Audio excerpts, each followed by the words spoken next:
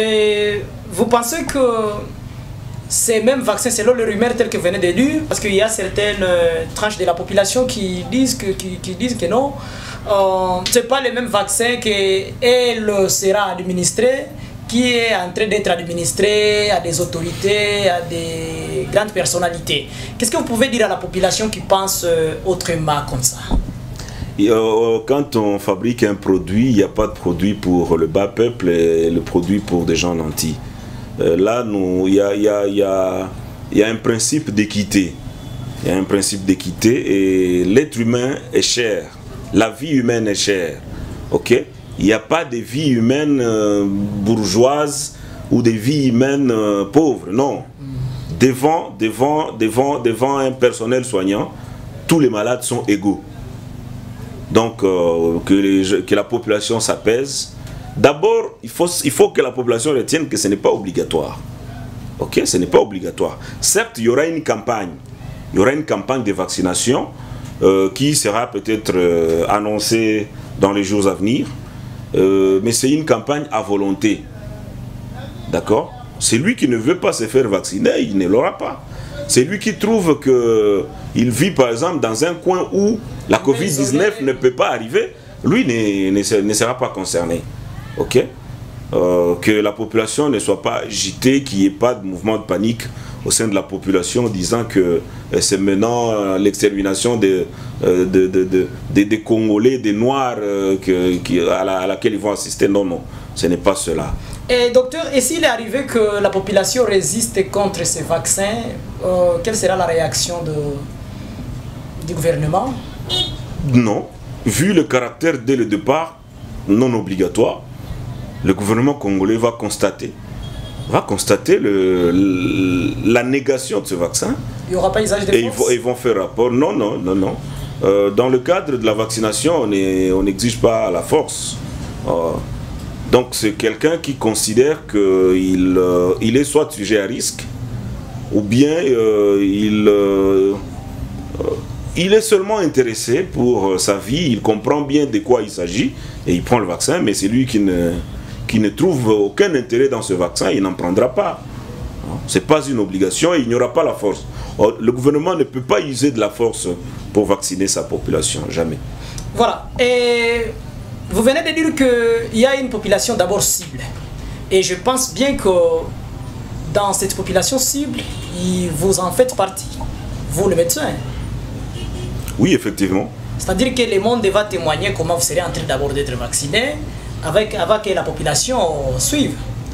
Et puis le caractère de la cible ne donne pas à ce vaccin son obligation. Donc vous pouvez être population ciblée et vous refusez le vaccin, personne ne viendra vous prendre au coup, personne ne viendra vous forcer chez vous que, monsieur, comme vous êtes médecin, vous avez l'obligation d'être vacciné en premier. Non. Et il peut arriver qu'une population cible en refuse? Mais oui. La population cible a aussi la chair, comme tout le monde. Ça ne vous donne pas une résistance parce que vous avez un diplôme de médecin. Non, vous êtes sujet comme tous les autres. Vous pouvez aussi refuser, vous trouvez que c'est moins important, par exemple. Vous trouvez que ça ne vous intéresse pas. Et vous êtes là. Je crois qu'ici à Ouvira, les statistiques sont là. Je n'ai pas encore entendu parler d'un cas rapporté de Covid-19 ici. Est-ce que c'est par manque de tests? Est-ce que c'est... la maladie n'existe pas? Ou bien... c'est par ignorance, par exemple. Donc nous vivons dans un flou et il faut que les services sanitaires de la province expliquent bien à la population. Et cela peut être... Parce que ça peut arriver jusqu'à la violence. Ça peut déclencher la violence. Normalement. Voilà. Alors il faudrait que cette information-là filtre très bien. Et c'est à ce moment-là qu'ils auront besoin de chevaliers de la plume que vous êtes pour la facilité de la compréhension au sein de la population. Voilà, ce que vous dites est vrai. Mais souvent on ne les voit pas, et c'est ce qui crée un peu de résistance, raison pour laquelle j'ai essayé un peu de vous apporter cette question parce que je l'ai ramassée quand je faisais un peu des sondages d'opinion. Ouais. C'est-à-dire que ces vaccins doivent être d'abord bien préparés, tel que vous l'aviez dit, avant qu'il soit administré ou avant qu'il soit amené à la population, il faut que la population soit préparée. Hein. Il faut que la population soit préparée. Bien évidemment. Alors, peut-être la dernière question, monsieur le docteur.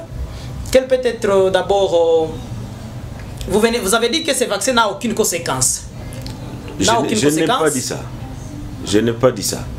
J'ai dit que les effets indésirables pour administrer un produit, parce que c'est un produit. C'est un produit, bien évidemment. Pour administrer un produit, il y a des effets souhaités, des effets désirables et indésirables. Ok? Il faut maintenant que la courbe bénéfice-risque, d'accord, penche pour plus de bénéfices que de risques. Voilà. Voilà. Tout médicament, même du paracétamol, a des effets indésirables. A des effets indésirables. Voilà. Bien sûr, vous venez de signifier, si je vous ai bien suivi, qu'à Uvira, aucun cas n'a jamais été déclaré, avec trop de raisons que vous avez avancées.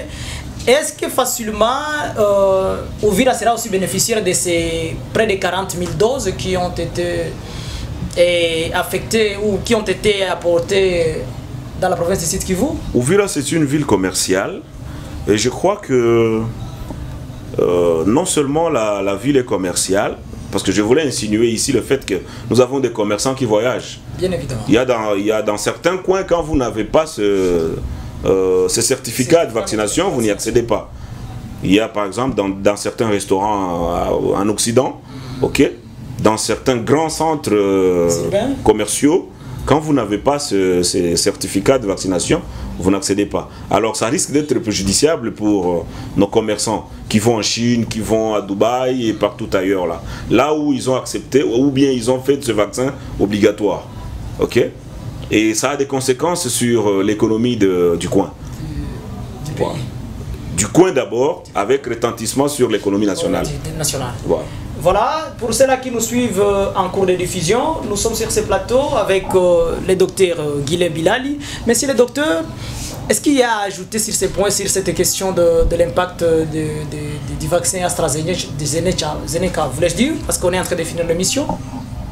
Je voudrais dire à la population que le vaccin n'est pas un traitement curatif, n'est pas un moyen de traitement curatif. Les recherches sont en cours. Ok, il y a certains scientifiques qui ont proposé des produits et qui sont en train d'être étudiés, des produits à effet curatif. Donc à un moment donné, on ne fera plus recours au vaccin et dès que tu attrapes la maladie, on t'administre une dose qui sera curative. Donc c'est moi le mot de la fin que je peux dire à la population, que le vaccin n'a pas de mode curatif, c'est juste pour la prévention. Et la prévention de certaines couches de la population. Et comme ici nous n'avons pas de paramètres sanitaires, le BCZ ne nous les fournit pas, il ne les met pas à la diffusion de la population. Il y a un manque d'informations qui circule, parce que la population s'avoue maintenant à des rumeurs. Alors la recommandation que j'ai faite, c'est au sein des gens qui gèrent le service sanitaire, c'est-à-dire le médecin-chef de zone, parce que c'est lui le répondant de la province au niveau de la santé ici. Il doit multiplier des émissions, d'explications, des sensibilisations, des formations aussi de certains journalistes. En matière de la Covid-19, parce que c'est la pandémie qui est en vogue actuellement. Voilà, ça c'est ce que je pouvais dire, in fine. Merci à tous ceux-là qui nous suivaient. À la présentation, j'étais Olivier Ramazani Alvin. La mise en onde était gérée par M. Madjaga et son équipe. Monsieur le docteur, nous vous remercions une fois de plus. Merci également à toute l'équipe, les caméramans, les chevaliers de la plume.